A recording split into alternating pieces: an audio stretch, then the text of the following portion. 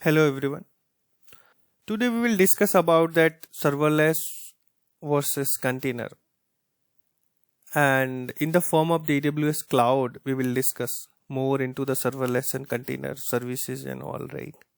What is the AWS? AWS Lambda is related to the serverless. Docker, containers is Docker. But over the AWS, we have a services AWS EKS and ECS that will relate to the containers. Okay.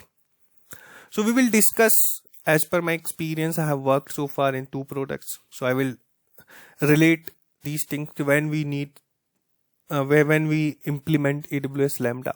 Okay. So let's start.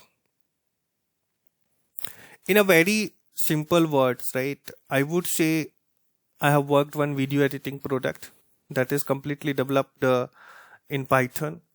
And if you are going to edit your video, so you just need to, in a layman, you just need to upload a video, okay, and you want to edit, you want to change extension and all these things.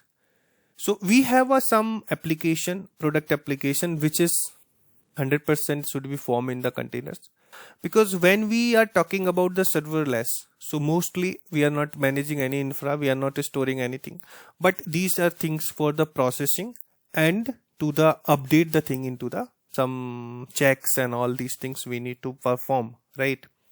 So let's suppose I will make sure the serverless when we use Lambda. Let's suppose we have uploaded a video in a video, okay, through the GUI. So GUI should be, application should be in the form of the containers.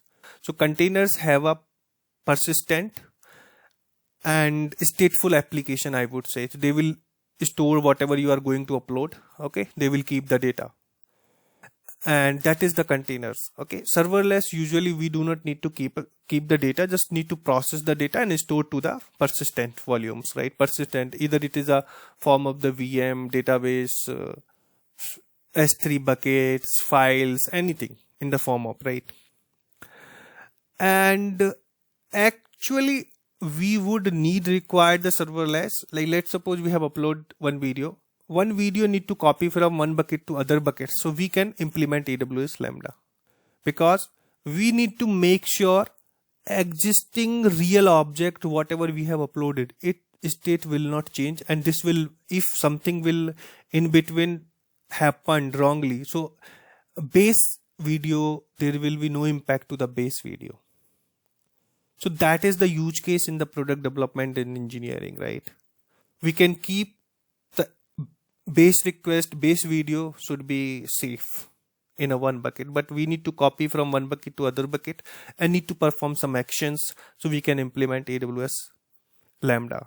Let's suppose now we have to come into the containers. Containers, it's a Docker container. It has capabilities, persistent volumes. We have a through output, we will increase, bus table and all, right, mounting and all these things. So we can keep the data intact, okay, and we can run like in one environment to other environment, same code, same things, right? It is a portable, I would say.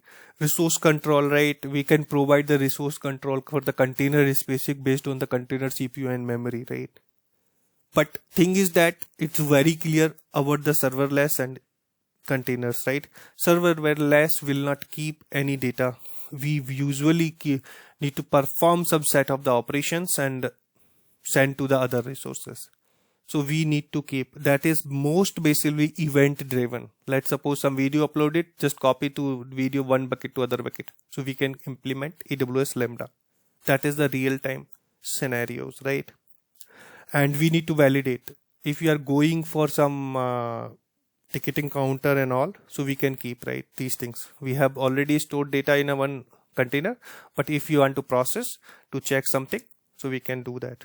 So that is the main thing when we need to opt containers and serverless. We do not need to change base things. We just need to copy base thing to other set of the resource and then perform our action based on the AWS, serverless, right? If you like this video, kindly do share and subscribe. Thank you. Thanks for watching.